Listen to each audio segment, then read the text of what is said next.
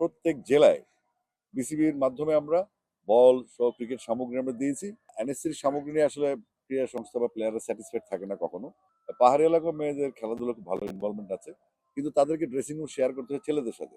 এবং আমরা আশা করছি আগামী 7 দিনের মধ্যে সারা দেশ থেকে বিভিন্ন জেলাগুলোতে ইয়ার ক্যালেন্ডারটা চলে আসবে। এবং আগামী জানুয়ারি মাস থেকে আমরা একটা ইয়ার ক্যালেন্ডার পাবো যে বাংলাদেশে খেলাধুলা কিভাবে চলবে, কোন ক্যালেন্ডারে চলবে ইনফ্যাক্ট। আর আপনি যেটা বললেন সংস্কারের হিসাবটা, সেটা হচ্ছে আমাদের ক্রিকেটটা চালানোর জন্য। যেমন আপনি নিশ্চয়ই জেনে ভালো লাগবে আপনাদের যে এই প্রথমবারের মতো আমরা প্রত্যেক জেলায় বিসিবির মাধ্যমে আমরা বল সহ ক্রিকেট সামগ্রী আমরা দিয়েছি, যেগুলো কোয়ালিটিফুল, যেটা ম্যাচ ব্যাট খেলা যায়, ভালো বল যেগুলো ম্যাচের খেলা হয়। এনএসসির সামগ্রী নিয়ে আসলে ক্রীড়া সংস্থা বা প্লেয়াররা স্যাটিসফাইড থাকে না কখনো। তো সেক্ষেত্রে বিসিবি এই কার্যক্রম শুরু করে 64 জেলায়, এটা অলরেডি চলে গেছে। তারপরে যে 11টা জেলাকে আমরা টেস্ট কেসে নিলাম বা ভিজিট করে আসছি, সেখানে কি ছোট্ট ছোট্ট কিছু সমস্যা, যেমন আপনাদের মেয়েদের ড্রেসিং রুম নেই। পঞ্চগড় এলাকায় বা রংপুর এলাকায় মেয়েদের খুব ভালো ইনভলভমেন্ট আছে, এবং পাহাড়ি এলাকার মেয়েদের খেলাধুলো খুব ভালো ইনভলভমেন্ট আছে, কিন্তু তাদেরকে ড্রেসিং রুম শেয়ার করতে হয় ছেলেদের সাথে। কারণ ছেলেরা কখন বেরোবে, মেয়েরা দাঁড়া থাকবে, এই জন্য আমরা বলেছি মেয়েদের জন্য ড্রেসিং রুম আলাদা করতে। তারপর সেখানে সাইড স্ক্রিনের একটা সমস্যা থাকে, আশেপাশে রোপ নাই।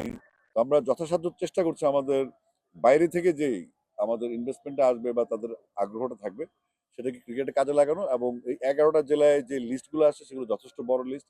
অন্তত যদি আপনি উইকেট ধরেন, যদি আপনি পিচ কাভার ধরেন, যদি আপনি মেনটেনেন্স টার্ফ তৈরি করা ধরেন, যদি বক্স নেট তৈরি করে প্র্যাকটিসের জন্য ধরেন, তাহলে সেক্ষেত্রে একটা ডিস্ট্রিক্টে অন্তত 15 থেকে 20 লক্ষ টাকার অনুদান প্রয়োজন। আপনার ড্রেসিং রুম সহ, যেখানে যেখানে প্রয়োজন। যেমন রংপুর ক্রিকেট গ্রাউন্ড, যেটা ডেডিকেটেড ক্রিকেট গার্ডেন, সেখানে কোনো ড্রেসিং রুম নেই। সেখানে প্রচুর অংশগ্রহণ, এবং আমি প্রথমবার দেখলাম অভিভাবকদেরও সমিতি আছে যারা বাচ্চাদের খেলাতে চায়।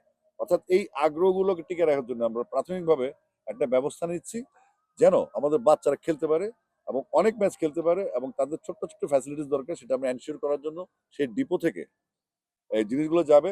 গ্রাস কাটার কাজ শেষ, গ্রাস কাটার ফেরত আসবে, রোলারের কাজ, রোলার পার্মানেন্টলি কিছু থাকবে আর বাকিগুলো ফেরত আসবে। তো এইভাবে আমরা একটা ম্যানেজমেন্টের আওতায় নিয়ে এসেছি। এটা নিয়ে গ্রাউন্ডসের পাইলট ভাই, বাতেন ভাই কাজ করছেন খুব সিরিয়াসলি। এবং আমরা যে কমিটমেন্টগুলো দিয়ে এসেছি টুর্নামেন্ট শুরু করার জন্য, তাদের বাচ্চাদের খেলা শুরু করার জন্য যে ফ্যাসিলিটিগুলো প্রয়োজন, সেগুলো আমরা এনশিওর করছি খুব দ্রুততম সময়ে জেলাগুলোতে এগুলো চলে যাবে।